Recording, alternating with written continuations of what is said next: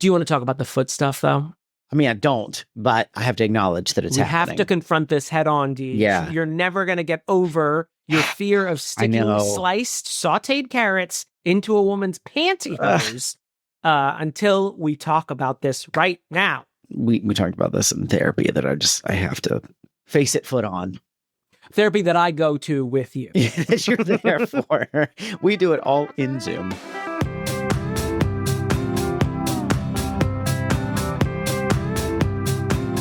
Welcome to Your Inner Child. Wait, what do I do? No, you're pointing at yourself. Oh, okay. Keep all this. Welcome to energy. Welcome to Your Inner Child is an Idiot, the podcast where we look back on things from your childhood, media from your childhood, and wonder if they were any good to begin with. My name's Damon. I'm DJ. Nice to meet you. Nice to meet you as well. We released these out of order, so this is actually the first episode we've ever recorded. If you've been a fan for a while, I don't know how many of these we end up doing. Always let them see you sweat. That's what I say. It's November. It is. Late November, one might say. Ooh, there's nippy. A chill in the air where I've already got my gravy on the stove. And starting early. I start with the gravy, weirdly Mine enough. is a perpetual gravy. And it's a tribute to John F. Kennedy. Every single person in my family sick. So, is that what is that? Is that an actual story? There's a perpetual stew situation where some people are like, should this, is this an amazing thing? Should I do this? And then food scientists were like, what are you doing? No, please stop. I'm sorry. When you're saying the words perpetual stew, just keep the stew cooking. And then you eat some of it, but then you put more ingredients in. You just keep it going forever. And it's on the stove cooking at all times. You know how you got your SCOBY or your little sourdough starter? My mother, yeah. That, but a stew that you eat, but you shouldn't. But you're saying that I'm cooking it constantly. Yeah, you got to keep that stew. So like for lunch, I'd have a stew.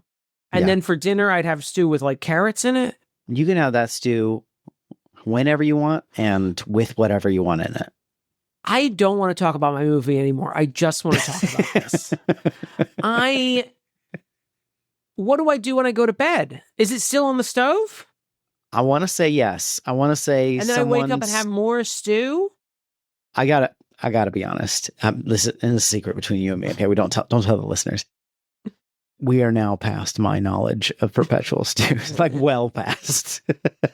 I know that it was. Hold on, I need to write this down because this is definitely something I need to look into. I know that I love crazy food things. I love how America is scared of their own shadow when it comes to food. I know this that sounds like some lunacy. I know that it's possibly a thing somewhere, and then the internet was talking about it, and then eventually some people who actually understand bacteria and food science were like, do not. And then everybody was like, well, I'm gonna do it. Is your fridge on the fritz? Put it in the fucking fridge. It's the same thing as, what do you call it? Like having rare chicken. And people are like, wow, oh my God. Yeah. What are you talking about? Don't do that. Whenever I saw those, first off, disgusting, but you know what it looked like? Those Good Humor strawberry bars. It does. Because you'd bite into it and there'd be little crust on the outside. Yeah. White. And then a little pink in the center. And so I never had those as a kid, but when I would always. Now I never will. Yeah, it's disgusting. Oh my God, the people with the rare chicken. Okay. Deej. Yeah. Much like our last movie, Rocky, that we both loved or did not like. Or cannot. do not know. This is a movie that takes place over time. Okay. Sure. Yeah. Okay. And maybe some of that time is in November. Okay. That's good. Pieces of April. This is a movie that, no. That one specifically takes place in April, I assume. Or maybe the girl's named April. It actually is specifically a Thanksgiving kind of movie, but her name is April. And there are pieces of her. This is a movie that just recently got remade. Oh, okay. It was released this year, the remake was. Okay. But this movie comes in 1989. It is the third trio pairing. Don't say trio pairing because that makes no sense. The third movie that these three people made together. Okay. Actors. The first two were sequels, and then this is a standalone movie. And I will add, Jason, my brother, if you're listening, it was on my brother's infamous bashing tape, which I previously brought up in our Bashing. Heathers episode, where Okay. Jason said the first 2 movies on the list, the second of which was She-Devil, which is not what we're watching today. And the third one was a friend-bashing movie, Heathers. But the first one was also a marriage-bashing movie like She-Devil. 4 Weddings and a Funeral. No, that came out later than 89. Okay. Who can I throw? This is directed by an actor who is currently probably most famous to Gen Z as being on It's Always Sunny in Philadelphia. Oh, okay. We got a DeVito joint. We've got a DeVito joint. Okay. I don't know what he's directed. Also in the movie. Okay. Twins. No. But he had previously starred in a movie with the other 2 stars of this movie.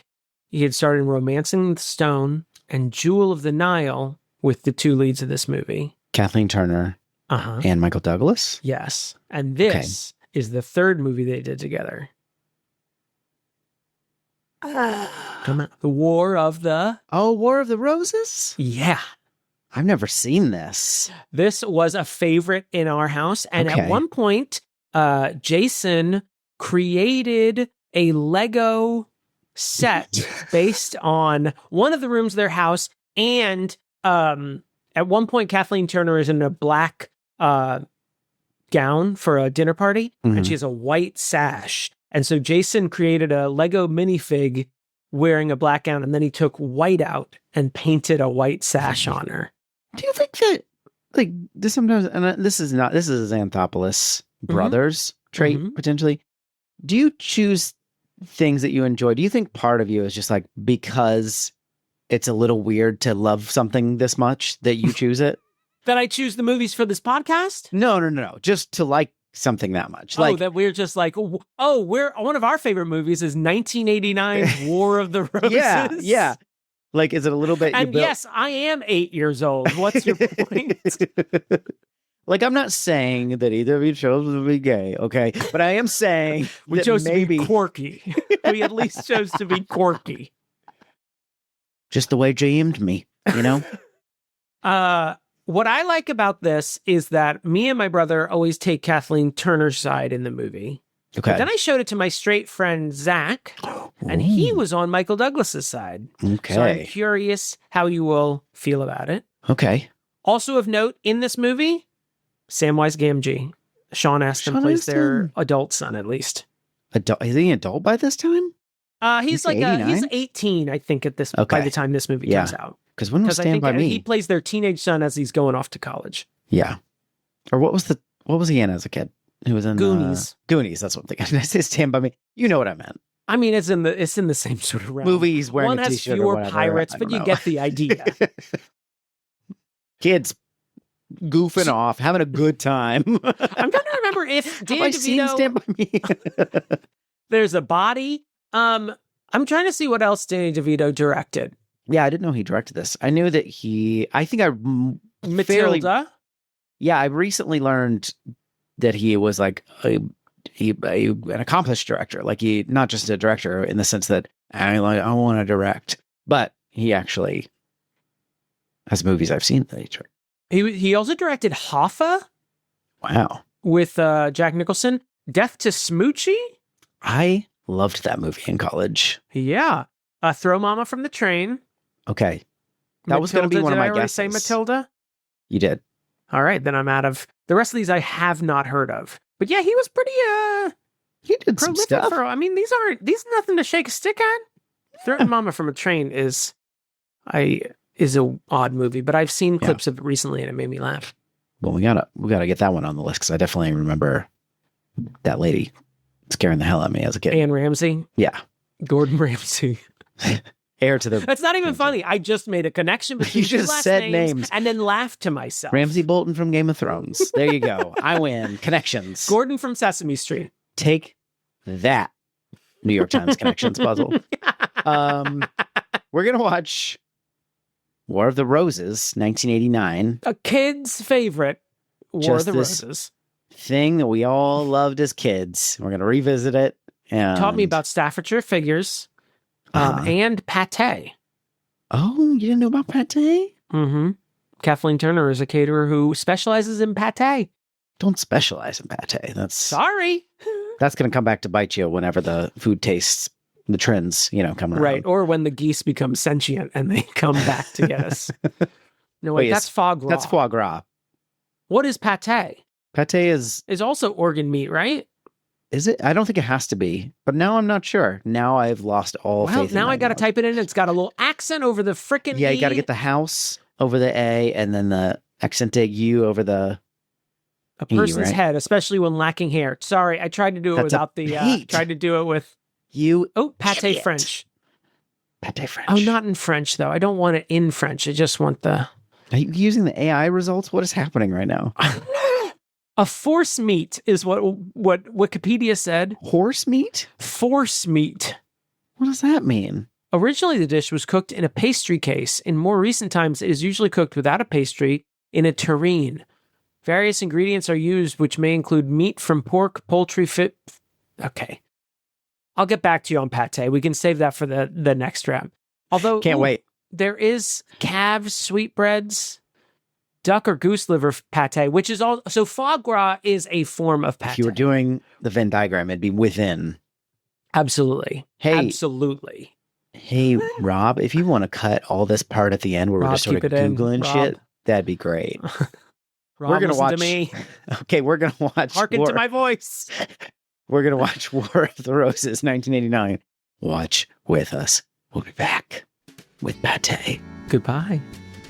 Just spooning pate. Didn't get any crackers. I don't know why my voice would be different suddenly.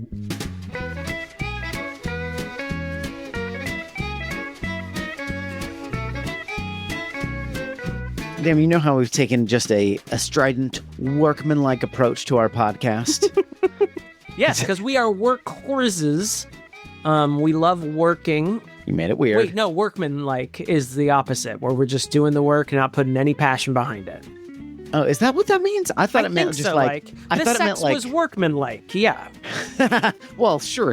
Yeah. I thought it meant like now I'm not sure I want to continue this line of thought because keep going. It's a great commercial for Your Inner Child is an Idiot.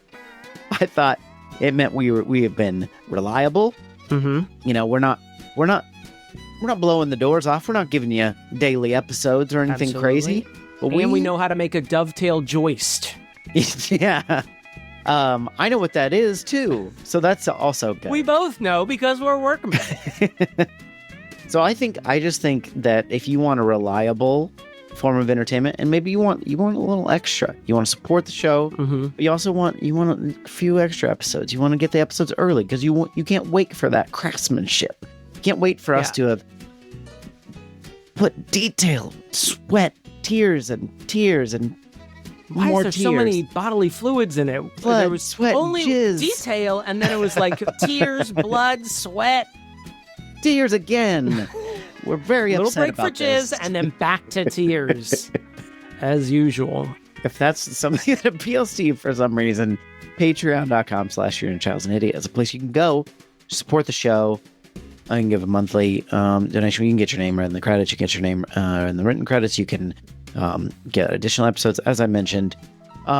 You can come in for a segment. We'll talk to you. It's happening. We will talk to you. Come on delightful patrons on the show before. Come on in. So go to patreon.com/YourInnerChild'sAnIdiot and support the show. And while you do that, bring the definition of workmanlike with you and let us know if that's right. I feel like it's never a compliment, at least whenever I receive it. During sex. Okay, listen. Now, this is dictionary.com that's giving me this. Showing efficient... For now. Showing efficient competence.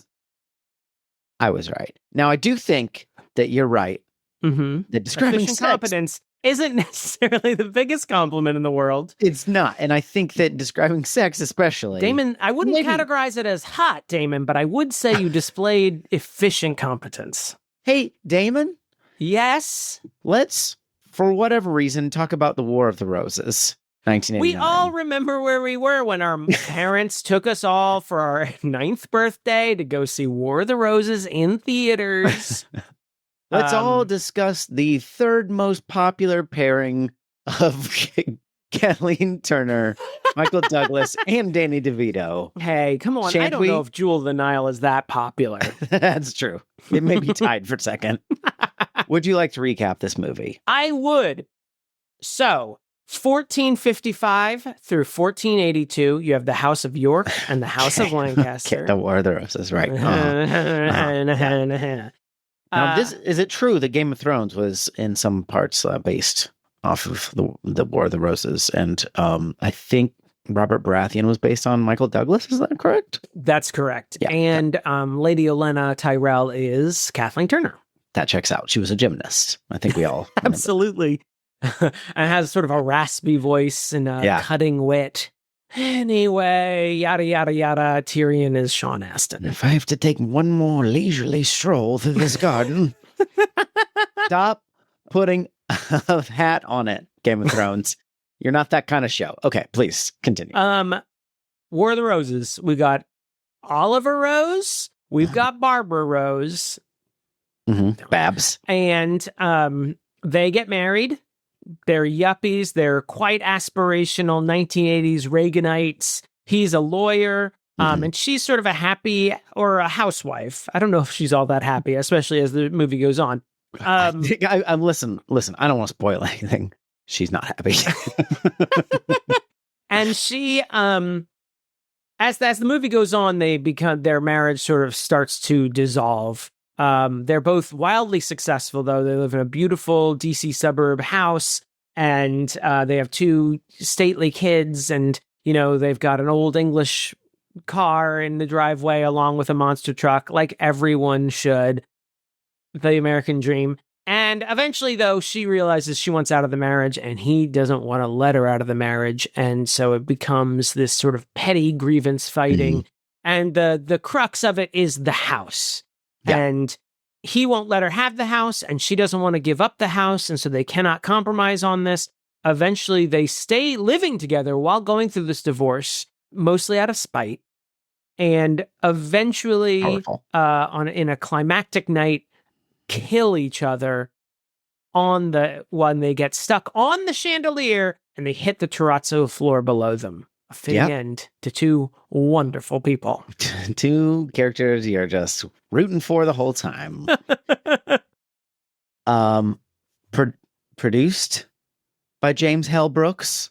Ooh, very nice. I think I caught that during the crazy long opening credits. I forget sometimes how. I think even at the time when I was still acclimated to opening credits, these were pretty long opening credits because it's all black text on a white background. Happening. Yeah, nothing's happening. There's no, you probably wonder how I got here. There's none of that. That's me.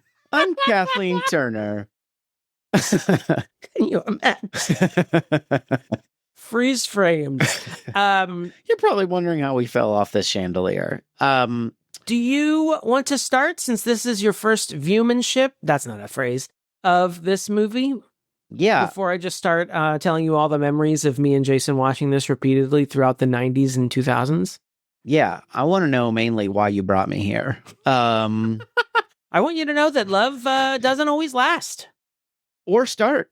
They meet, and we do get to see. I think the most sort of I bought any of the chemistry between them was the very beginning when they first meet.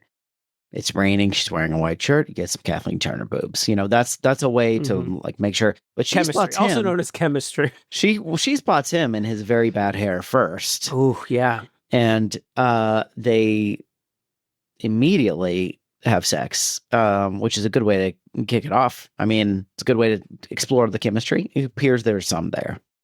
She nicknames his penis the Bald Avenger. The return of the Bald Avenger because he wants to go again. Joke I definitely got as a child.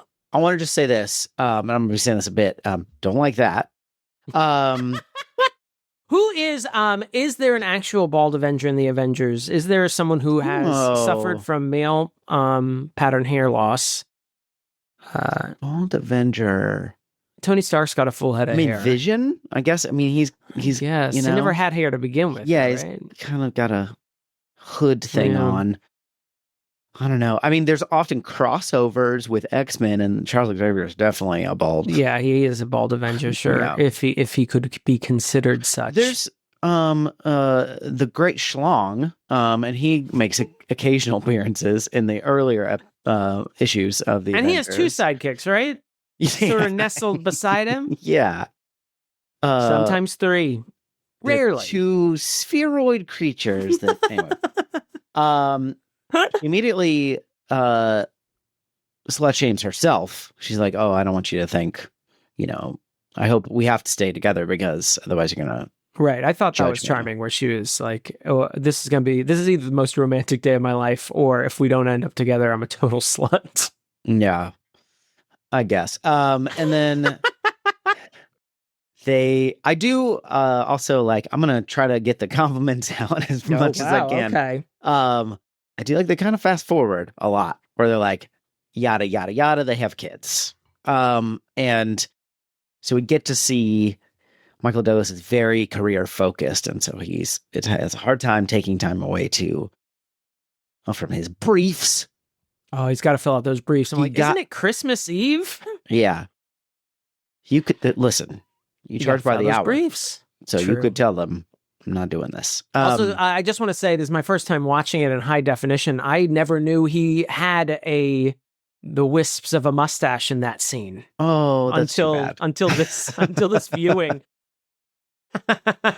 Yeah, and then we see them schmoozing. It was the era of Magnum PI, so you must forgive him. Well, though that Peak scene was taking place in the 70s.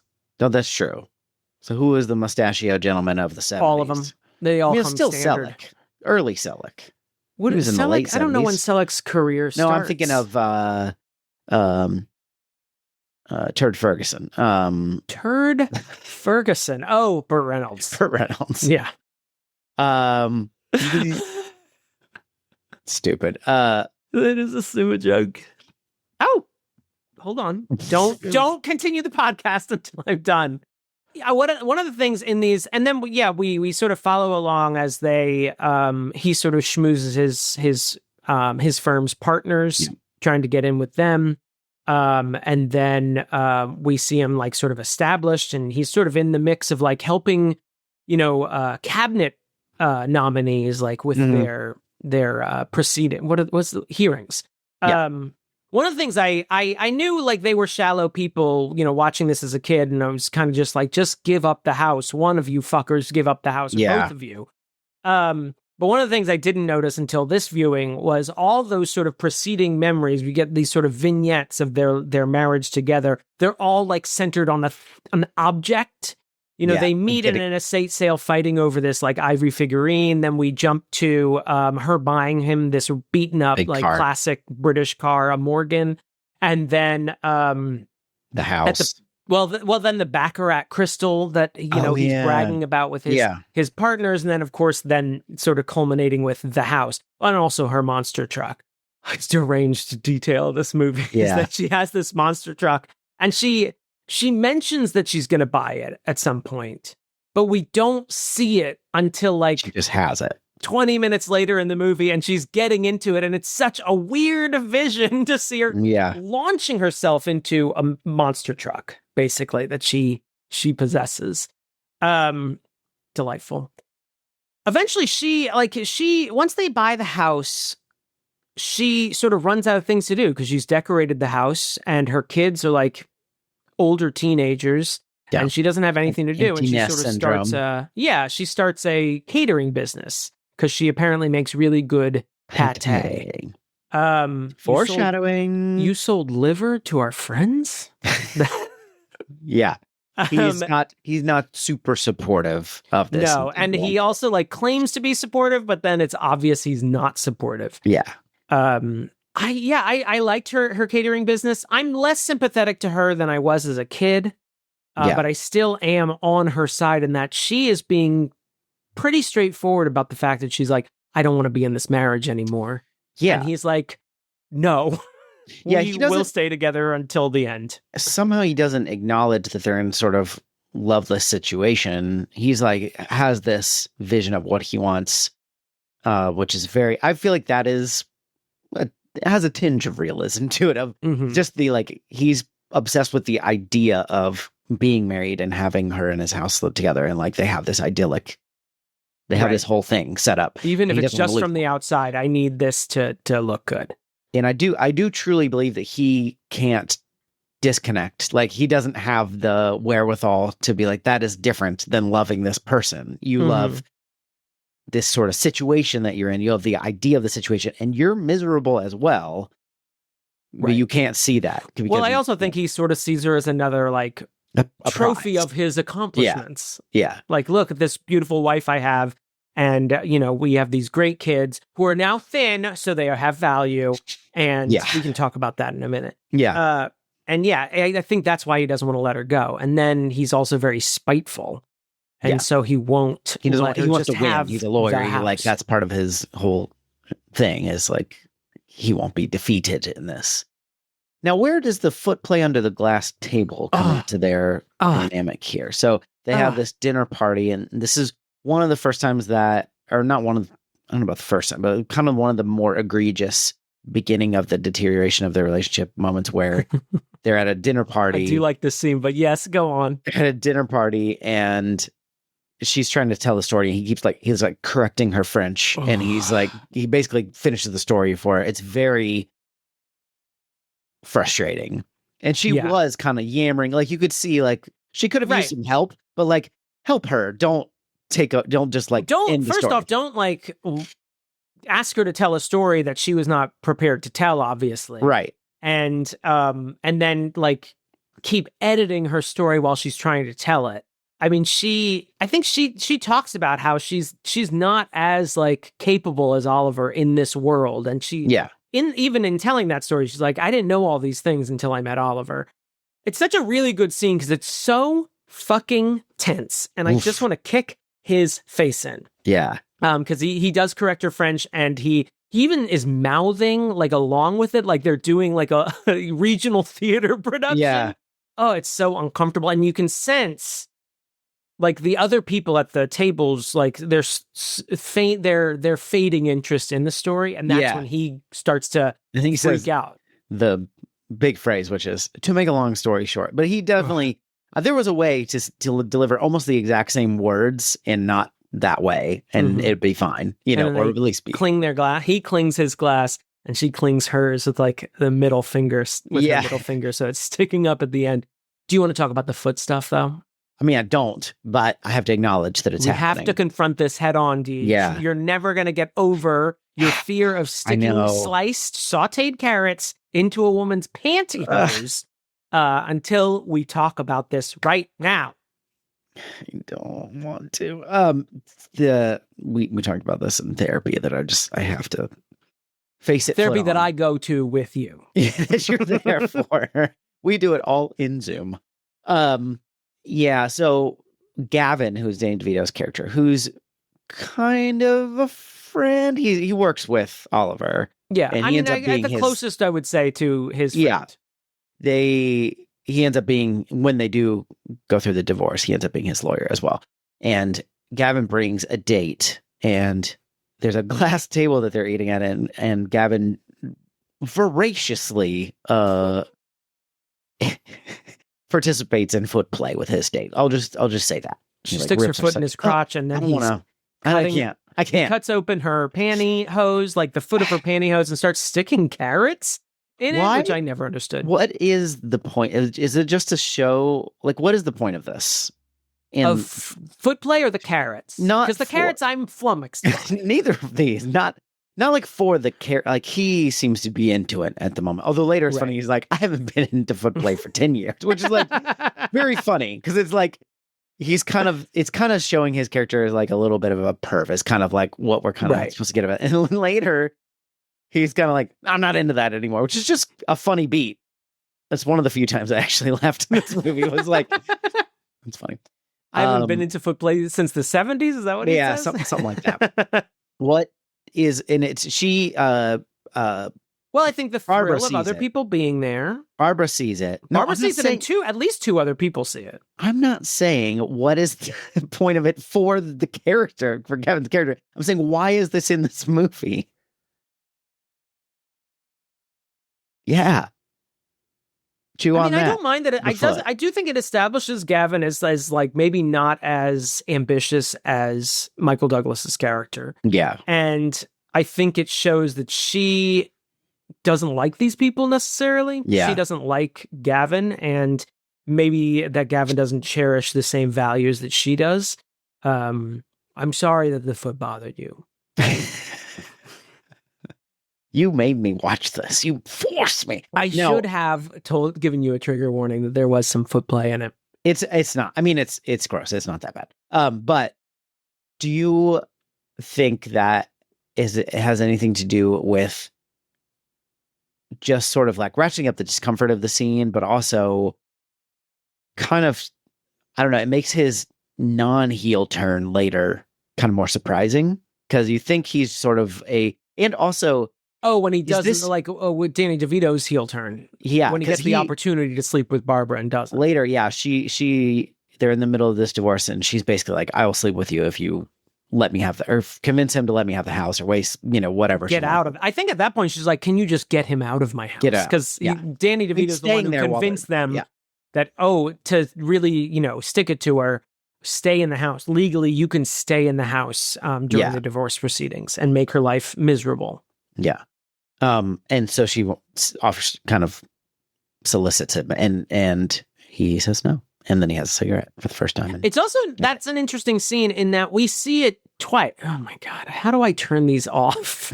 I don't know. I think it's a Mac setting, not because it happens on Zoom and it happens on everything else. Anyway, it's an interesting scene in that it's the first time we see Barbara is the end of that scene, because Danny DeVito's recounting to Homer Simpson why he quit smoking. Yeah. Or why he's restarted smoking. And then we sort of see the rest of that scene where she sort of propositions him and tries to like basically seduce him into switching sides. But it does somewhat work, because it makes him realize how desperate Barbara is to get out of the situation. Because later he is with Michael Douglas, and he's showing a little bit more sympathy towards Barbara's situation. And that's when Michael Douglas fires him. Yeah. And then is his own lawyer after that? I guess we don't. I guess so. We never. I think the discussions, negotiations, and soon after, after the murders. I do think that it's a good bit. Now, it'd be annoying, and you have to be careful with it. But anytime anyone says something in French, just like correcting it quietly. Café des Artistes. Des Artistes. Would be, especially if they're correct and you're just saying it a different way, that'd be great. What else? You want to talk about the fat kids? Yeah. So do you want to go to the problematic one? Yeah. I feel like we gotta go. You've got a few. Let's go. Come on. Let's all go in there. Come on, family meeting. Welcome to the Probcorn, Dame's Probcorn. So we got a few things to unpack here, and I think we can talk about them at length, because I don't think this is a thing that some of these are just maybe more something you need a trigger warning for, because there is a lot of there's light body shaming for Barbara, but there's a lot of body shaming, fat shaming for the kids, because they are. If it starts with, oh, you shouldn't feed them candy, and then we leap to a little bit later, and they're chubbier kids, and they were talking about. Basically, they talk about them like they're useless because they're fat. And then they later lose some weight, and now all of a sudden they have value, like you said before. And that's supposed to be funny. It's not very funny. And it's such a cheap shot that lasts for a long time. Yeah. Like, it's this one-note joke of, like, isn't it funny that... Because we see her give candy to the kids, like you said, and she's like, no, I heard this study that if you give them candy all the time, they won't want it. They don't get, weirded out by it, or they don't crave it. And the movie's just sort of, I mean, I guess it's kind of a dunk on Barbara, but it seems just like a shitty, like, treatment of these kids for just like this one joke. And it extends over several scenes, because like throughout their tween-age years, we see these fat kids. And it seems like played up, like there's that scene where she sees the house and she's going to leave the note saying, if you ever think of selling, reach out to me. And the son, whose character name I can't remember now, like pops into view and is like, Josh. I'm going to be late for practice. Yeah, And I mean, he's an asshole. Very much like, oh, this fat kid is going to soccer practice. Yeah. And screaming right in our faces. And the fact that, like, when they're in their 20s, they're not fat anymore. It just seems like such a shitty joke for what payoff? Yeah. It doesn't, I don't even feel like it's a interesting reflection on Barbara all that much. Like, no. Okay, she gave her kids candy. And it's like, it's not funny just because of being the stick in the mud. It's just not, it's not a funny joke. Like, yeah. It's a little bit like I could see where like the irony or like the unexpectedness of like jumping ahead and seeing that they're chubby kids is like, I guess that didn't work. Like, I guess, to be generous to the right. It's that one note, but then it's like, that's it. The joke is that they are fat. Yeah. And I guess maybe it's maybe saying like the kids now have value because when they do come into it's that same dinner party scene. The kids come in to say goodnight. And it does seem to like deflate Michael Douglas that, here's my just kids. that his kids are there. Right. Fuck you. Yeah. And so maybe it's that like he wants the trophy everything. He wants the athletic kids and he wants the beautiful wife who stays at home and doesn't have a job and she just, her job is to be his wife. Yeah. God, Michael Douglas sucks in this movie. He does. But go on, you have more popcorns and we can get back to how much Oliver sucks. I do. I feel like these are going to go in order of ascending how much they'll upset people. So the next we'll go to just domestic abuse. They're fully trying to murder each other. Second one. I know. Yeah. I mean, that is the crux of the movie, though, that they are terrible people trying to kill each other over a house. And I guess that's like saying Silence of the Lambs. Like, have you noticed there's violence in this serial killer movie? Yeah, I guess it's supposed to be funny, but the I remember when my neighbor next door when I was younger got in a fight with his wife and tried to chainsaw the house in half because he was like, "You take your half," and I remember being more scared than thinking that was funny, even as a kid. Now it wasn't even threatening me in that moment, and I can imagine being in a house where this is going on, being plus, I mean, I don't think he really knew how much work he had ahead of him, like sawing a house in half. Like, plus all the utilities. Are you sawing the utilities? Are you gonna just the house just falls over? Come on, he's not thinking it through. He might been under the influence of some sort of substance. Probably our main friend alcohol, if I remember correctly.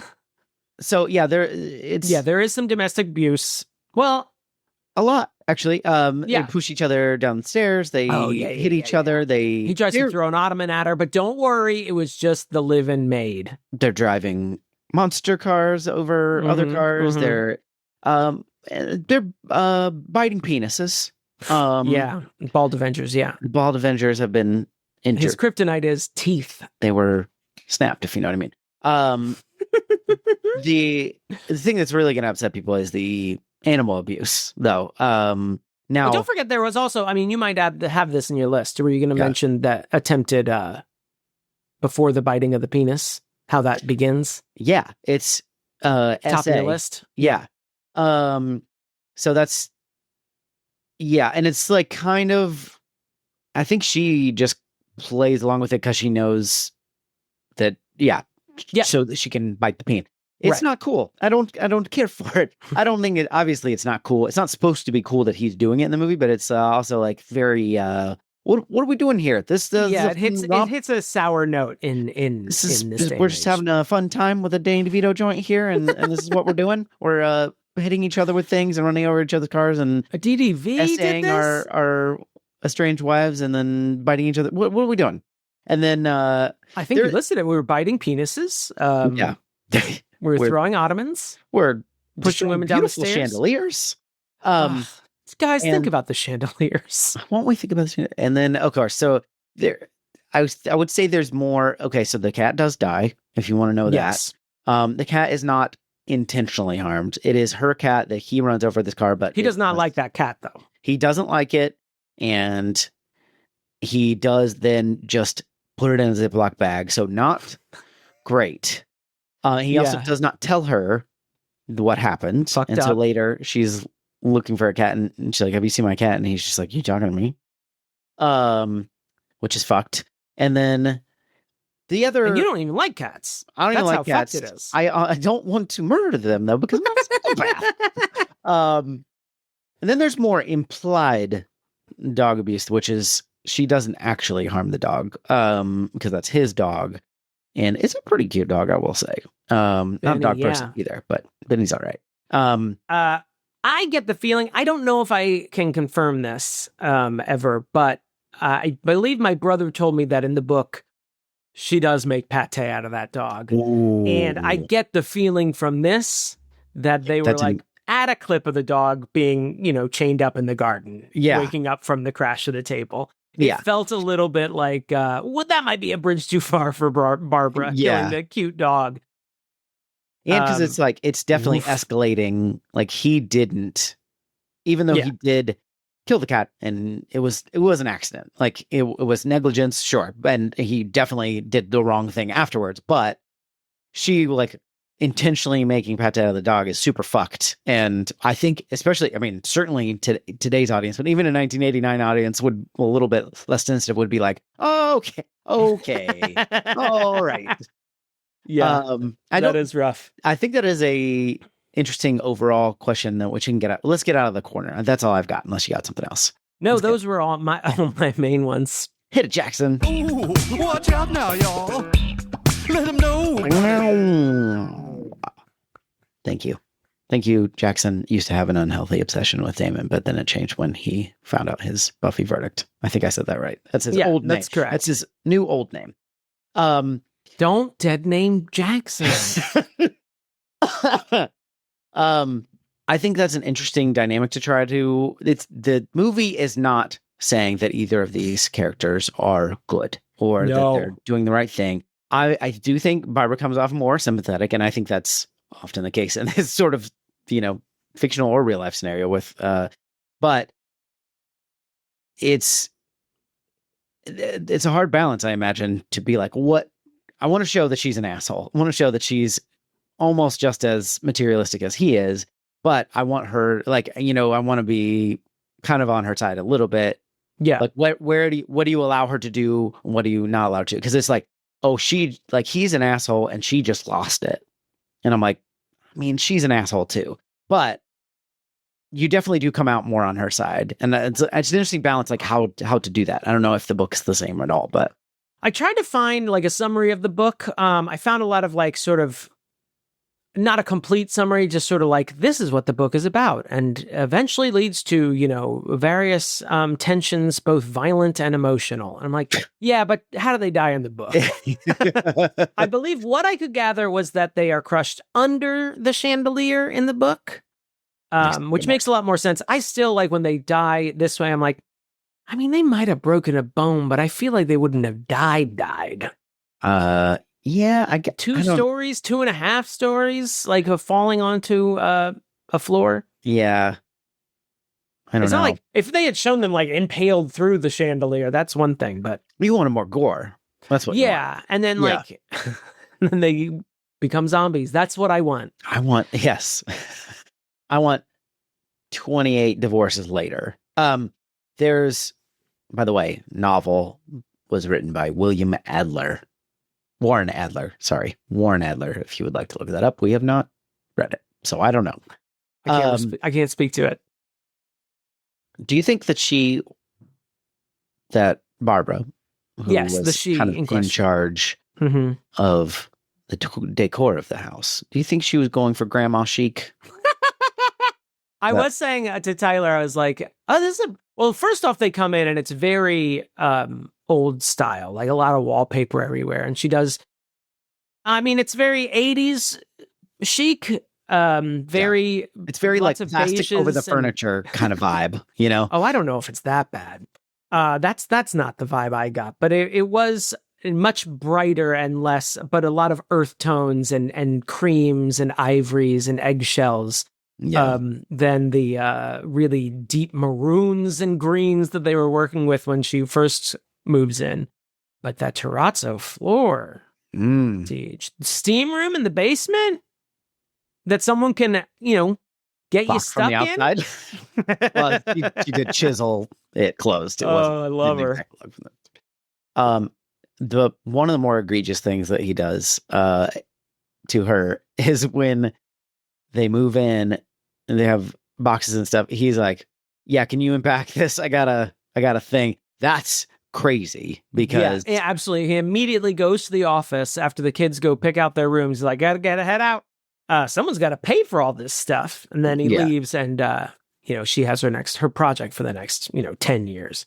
Anyone who's ever moved, which is probably everyone listening to this, unpacking is the fucking worst. So she had every right to drop the chandelier on him at that moment. Now, have you had a hiatal hernia? Are you familiar with?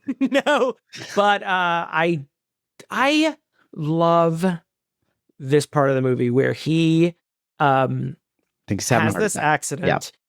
Yeah. He thinks it's a heart attack. It's while he's meeting with Larrabee, who is like looking for a Senate confirmation hearing for to be part of the president's cabinet, and he during dessert he suffers from this, I guess, hiatal hernia, and Larrabee is like, "Wipe that stuff on the corner of his mouth." And he goes to the hospital, still thinking it's a heart attack, and he finds out that it's essentially, as Barbara later calls it, severe indigestion. Yeah, I mean, it's maybe a bit more serious than that, but it's not heart attack serious.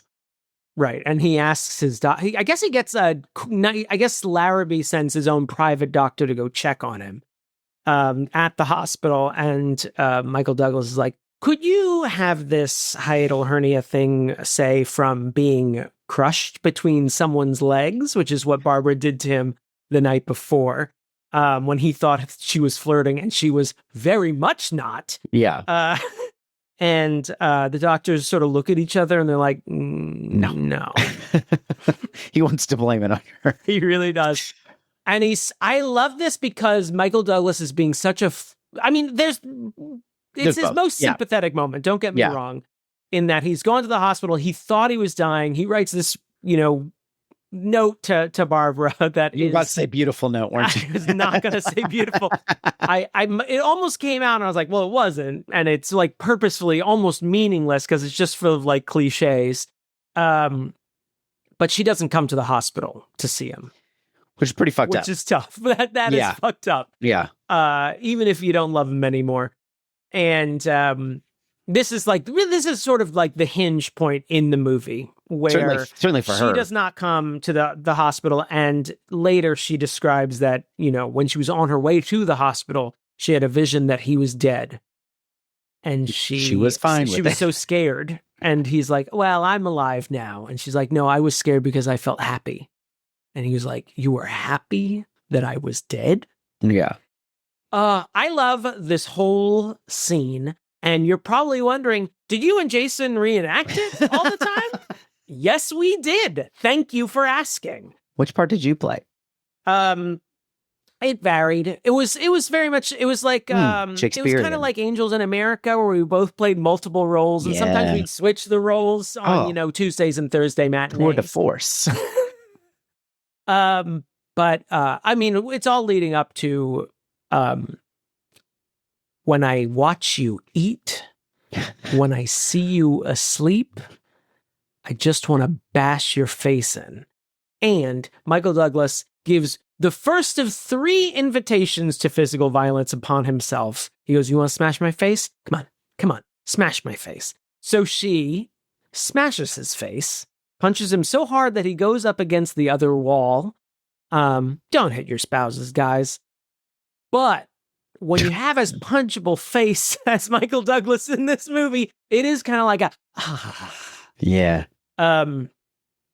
He does it to his son later, who only hugs him, unfortunately. Yeah. And then he does it again when he's in his fucking car and she's threatening to run over it with her fucking monster truck. He's like, "You don't have the guts." And it's like, dude, you've played this game before. Stop antagonizing her to do the thing she's threatening to do.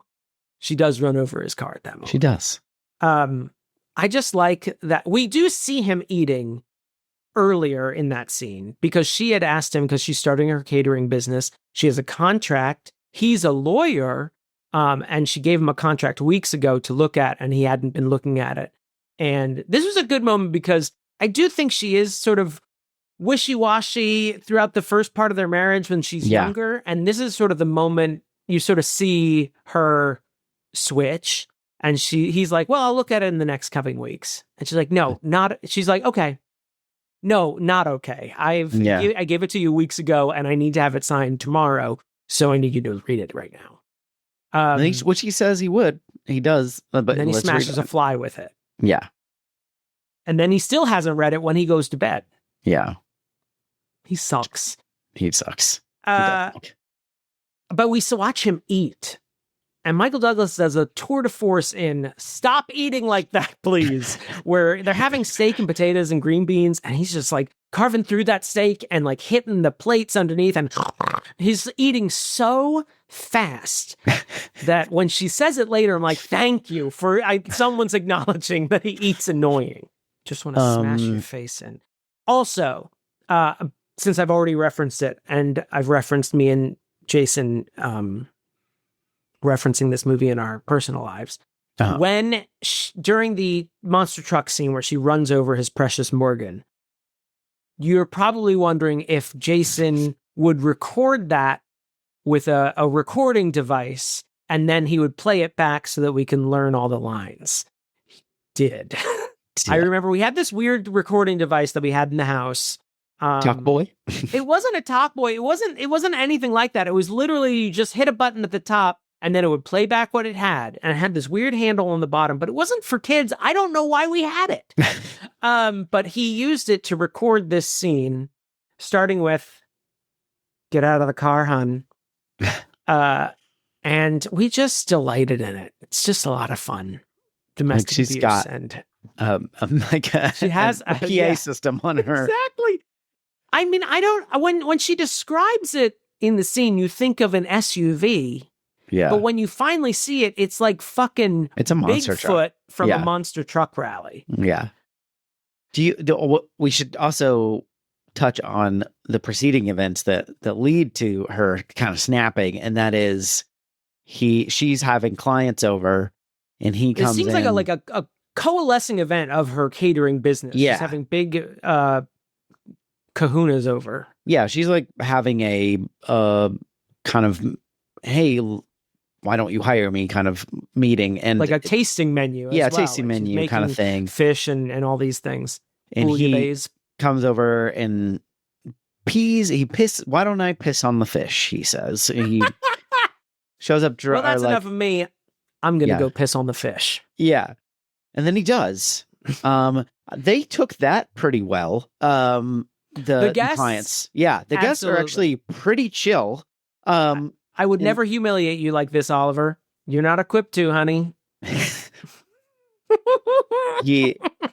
One of the guests like comes in and sees him peeing out, and they're like, "There's some sort of domestic disturbance," or whatever he says. We're in the middle of a domestic disturbance. I don't know what we should do, but I would definitely recommend skipping the fish course. Because they stay is what's amazing. Yeah, like, even they watch the whole thing go down. The hosts have left the event and are trying to murder each other. They're just watching from the dining room. Just chilling.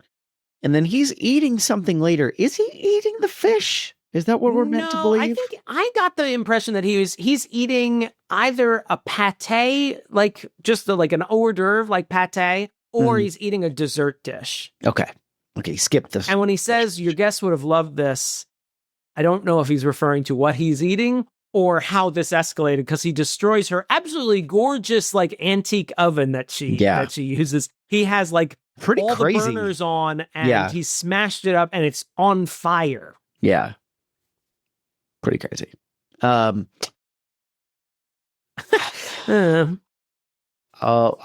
else do I need to touch on here? Yeah, you mentioned Dan Castellaneta is the person that this story is being told to the whole time. Completely silent. You hired the voice of Homer Simpson. They didn't know they had hired the voice of Homer Simpson yet. I think they knew, right? They knew they had hired a cast member on the Tracy Ullman show.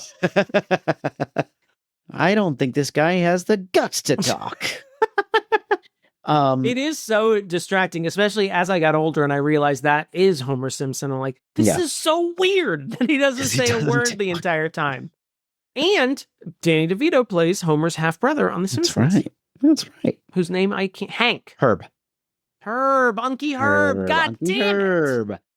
I have a couple of quotes, but that's it. And I do want to touch on... Let me see if I have any... Oh, I do want to touch on one thing before we go to quotes, because I have a handful of myself. Is it Kathleen Turner's kip up? Because at one point she does do a kip up, which is where on the ground you flip Her stunt up. double does a kip up. Well, yeah. I'd say Barbara Rose does a kip up. True. Thank you. Yeah. The AV Club editorial rules that we should refer to them only by their character. You're absolutely right. We kind of do the opposite on this podcast. Absolutely. We just do... We have no standards. We're just using whoever's name comes up. We'll talk about this actor talking to this character, and then we'll refer to this person by a character they played, in a movie in the 1990s. So when Romancing the Stone is talking to Serial Mom, he's like... Wait, they're both Romancing the Stone. Wait, you gotta clarify. Process of elimination, he was not in Serial Mom. When Gordon Gekko is talking to Jessica Rabbit. There you go. And then the penguin walks in. I just wanted to say something.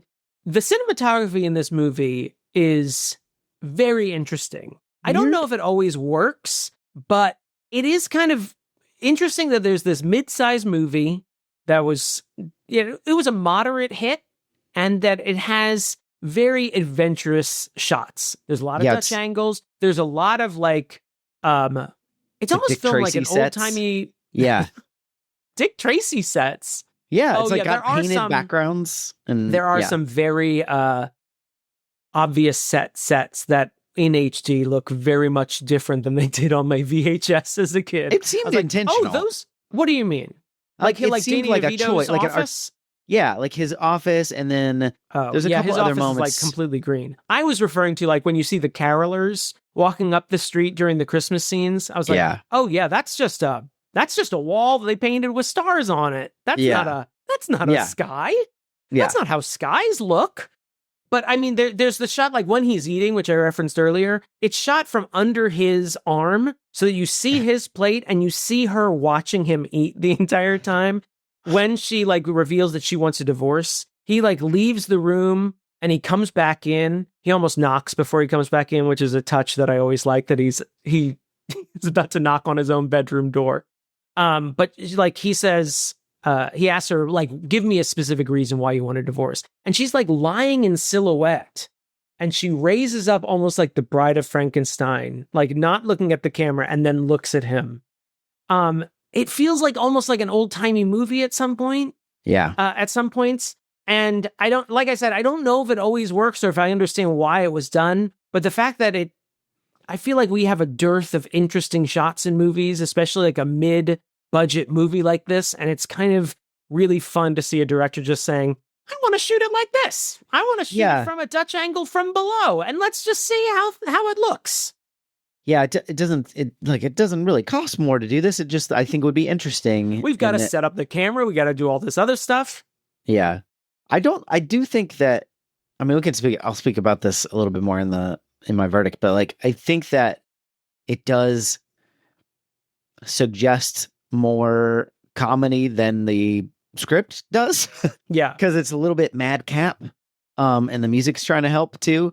But then they're just a husband and wife wailing on each other. It's just not particularly funny to me, but I do like that. It's I mean, you're the director. You're supposed to help. You're supposed to help. At one point, I think when she's interviewing Susan, their live-in maid, when she's interviewing her before hiring her, which is when an interview would happen. She has a halo light on. She has a light from in front, and then on top of her head, there's also a light, which I always think of in Meet Me in St. Louis. It's how Judy Garland was lit. Yeah. It's a very specific choice to light someone like that. She also gets some of the Elizabeth Taylor lighting in some points. Across the eyes. We're right across the eyes. Just a delight. I also love Kathleen Turner's face when he's reading that terrible note to her, because she keeps thinking it's over. And so she's like leaning over to get something and he's still reading and she's like, okay. I do feel like she's a very kind of old-timey vibe Kathleen Turner? actress. Yeah, Oh, she has. yeah. She's definitely got that Lauren Bacall thing Yeah, going. yeah. I have a couple quotes. Yeah. I'm very upset. I just like that. I feel like that's something that you would say. Wait, who says that? I Where? think it's her at some point, or maybe it's him. Maybe it's I'm very upset. I just remember somebody saying that.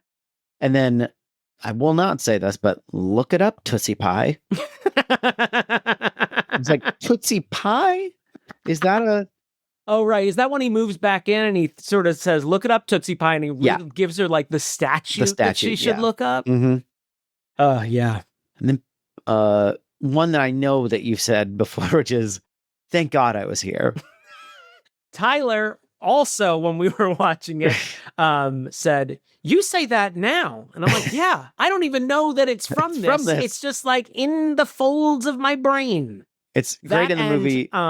Me and Jason always like to throw out, you always know, which I think Kathleen Turner says at, About what? I think during the Christmas scenes, you always know. He causes the fire and then puts it out. And then he's like, thank God I was here. Because it was shorting and he ignored it earlier. Oh, he fucking sucks so much. And then my favorite quote, which is the dumb boyfriend that we only see in one scene, which is the daughter's boyfriend, goes, wait up, babe. Because she runs out of the car when the house is on fire. But he also has a good line where they're making out in the car and she looks out and sees that her house is on fire. And she says, my house is on fire. And he goes, mine too, babe. Yeah. I'm like, that's not a sex thing. That's her house. There's no metaphorical house. One line that I'd never picked up as a kid, but I loved in this was when they're having dinner with their with the partners, and he goes, hell of a litigation. I'm like, you guys suck. No one says that.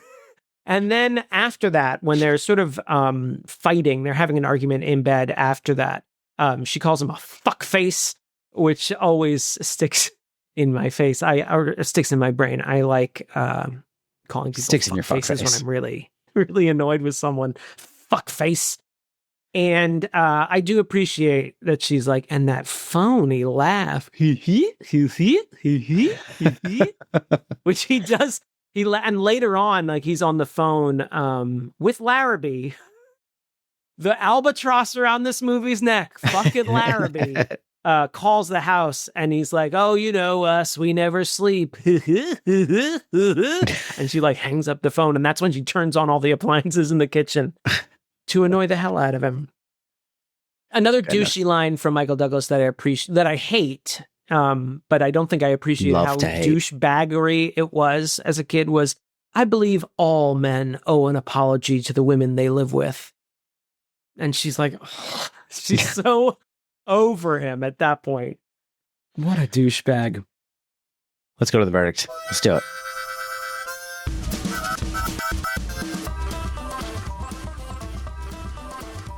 Some of us have flights tomorrow. Let's do it. All right. I'll ignore the last quote just for your flight. DJ. Yeah. What's your verdict? As if I don't know. Damn it. Can I talk to you alone for a second? Just over here. Just you, me, and all the people listening? Yeah. What are we doing here? What is this? We're watching a movie from my childhood. What is this? And you're going to tell me if my inner child was an idiot or not. I have a feeling you loved it. Your inner child is such an idiot. This is bad and borderline upsetting. From the very beginning, not even later when they're running monster trucks over each other. That sounds like it's mostly her fault. It's mostly his fault. I think we can all acknowledge that. Wow, blaming the victim of the monster truck run over. I do like that they die like Superman and Doomsday, throwing punches at the same time. I do like that he reaches for her. And then her last action is no. I don't think this is funny. I think this is the vibe of a joke that I just don't think is funny. It's not even that I don't get it. Mm-hmm. And that's me hoping I'm smarter than I am. But it's not like I think I see what the joke is supposed to be, but I like don't find it funny. So it's just kind of like, that friend that other people think is funny, or like acquaintance that other people think is funny. And then all my friends seem to have a friend that really thinks they're funny. I haven't met him yet, but they keep telling me that he really thinks he's funny, and he's not as funny as he thinks he is. Yeah, that's how this meet movie that guy. And Lauren also really didn't like it, so maybe we brought each other down, because she was like, I think this is the worst thing you guys have ever watched. Wow! Which, to be fair, if it's really bad, she kind of doesn't pay attention, and she was mostly watching this, so I don't think that's necessarily true, but this is pretty bad. I really didn't like it. I do think the directing is good, the acting is good, so it's not like poorly made. It's just it's more of a, if this had been a serious movie and they had kind of written it out as such, maybe that would be compelling. Like not a fun watch, but like this, like these two people slowly descend into madness or something. But it's like, it's not funny. Like, I don't think this is funny at all. This is bad. I don't like it. Don't watch this. What do you think, Damon? DJ, you ignorant slut. Sex shaming. I still love this movie. My inner child was not an idiot. Oh my God. It is like dealing with a very serious subject, and it's dealing with two very unlikable people being very unlikable with each other. And I can definitely see, like, in hindsight, that some aspects are upsetting. Sexual assault, not into domestic violence, don't like destroying Staffordshire figures. I'm against that one and the most. That's the one whenever I'm at an antique store and I see a really tacky looking porcelain statue, I always check the bottom. And if it is Staffordshire's, I do text my brother and say, not the Staffordshire's. You love them as much as I do. And he says, more. And destroy it. And then I smash them together and then throw them at my husband. It's not a very jokey movie. It's not, I think this remake that just came out this year is much more in that vein of being a little bit more jokey comedy. There is like a camp aspect to this movie that I cannot resist. Like it is, she cartwheels down the stairs at one point with a sash. She runs over his like classic car with a monster truck.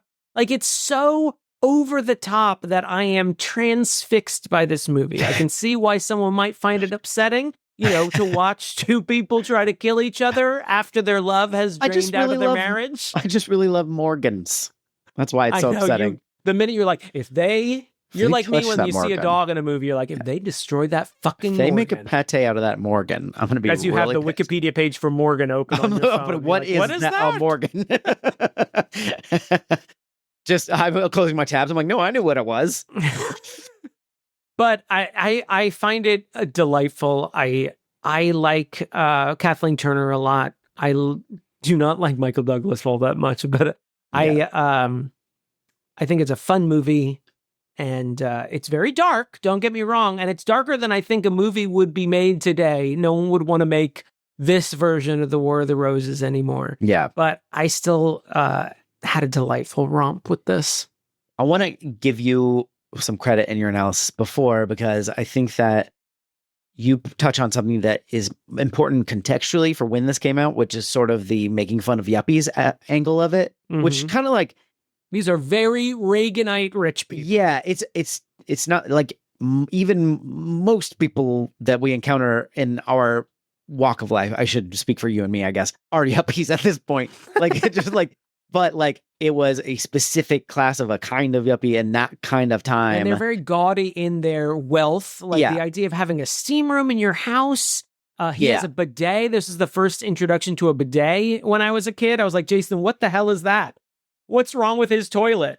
He's like, it's a bidet. I could see you watching this as someone who's into making fun of yuppies too, and being like, what do they have to be mad about? Where I do think one good thing about now versus then is that like at least some section of the culture, like I guess speaking for myself, has more empathy for people of all stripes. Like even if you're rich and that, there are things that are way easier for you, but also like your life can be miserable. And I think Most people your marriage can still fall apart. It's also interesting in that in terms of when it was made, like divorce, I mean, of course, was a thing, but the idea of, you know, one of the weird things about this movie is like marriage counseling is never on the table in this movie. And I remember as a kid not even thinking about marriage counseling. Right. In fact, I think this remake that came out, they go to a marriage counselor at some point. At least in the trailers, it shows a marriage counselor.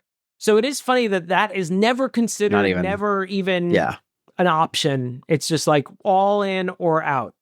I do want to say one more thing before we leave. Yeah. At the end, fuck you, fuckface. Also, fuckface. At the end, Danny DeVito's sort of wrapping up the story after we've learned that the Roses died. And he has like this sort of, he puts a bow on it, and it's such a weird moment. He says, like, to Dan Castellaneta, who's a client thinking about getting a divorce. Yeah. And he says, like, you know, if we go through this divorce proceeding, I want you to be generous to the point of night sweats. I want you to, you know, give until you can't give anymore. Or you can go home to your wife and save, you know, the last shred of the love you had for this woman. And save this marriage, basically. And I'm like, is that the lesson of the movie? That's not the lesson I took from the movie. The lesson is don't try and force someone's hand into being in a marriage with you when they want out and have stated so very clearly. Yeah, I had the same thing realization where I'm like, that's what we're taking away from this? And then he just leaves, silently leaves. He's going to go try and rescue. I mean, that was Michael Douglas's whole problem, is that he thought like, even after this woman was like, I don't love you anymore. I don't want to be in this marriage. And you're driving me fucking nuts. He's like, I still think we can work this out. We can work this out. Hey, what do you think, everybody? You're innerchildsandidiot at gmail.com. Tell us why we're fuckfaces. Tell us why you want to divorce our podcast. Hell of a litigation. You can text us or leave us a voicemail, 615-576-0525. I want to thank our patrons for supporting the show, for always being with us, never divorcing us, unless you want to stop supporting. That's okay. We would let you have the house. You can have the house. Thank you and to all our patrons, including Lindsay, Halik, the elusive Fan Gromkin, the Zesty, Little Miss Chicken Nugget, Particle Man, Bill Haynes. Oh no, Damon's Australian accent. Oof, very Texas. Oof. Shit on the Cartouche. Josh Frigo. T. Smith. It had the cadence of a joke. The supreme ruler of this podcast. Jackson. Jeremy Powlen. The Hands of Fate. Beth Surmont. His Honor, the Mayor. Jonathan Day. Lindsay Nell. Zachary Hartley. Karen Curd. And Dr. Malcolm's, heaving bosom. Caroline Amberson. Captain Jean-Luc Picard. Stu-StusStuartJ. Larissa Maestro. Travis Vance. Tippi von Cheaterly. And Tommy Boy is Damon's favorite movie. Thank you all very much for supporting the show. If you want to support like them, patreon.com/yourinnerchild'sanidiot. And for now, we're just going to, Damon and I are going to continue punching each other until one of us or both of us dies. Which is funny. It's also, funny, you guys. Have you ever been in a steam room? Have you ever gone to a legitimate steam room? Yeah. I don't care for it. No, I went into, someone bought me and Tyler a spa day once, and the place had a steam room, and I walked in and I was like, absolutely, this is where people go? You sit in here for minutes on end. The minute I walked in, it felt like the breath was being sucked out of my body. Yeah. Ugh. You don't like a schwitz? You don't like I don't like a sock? It all smells like a sock. And it's like damp everywhere. I'm like, you want me to sit down on this wood that's just damp all the time? Yeah. Oh, you're putting more steam on. You're putting more water on those rocks. No, absolutely not.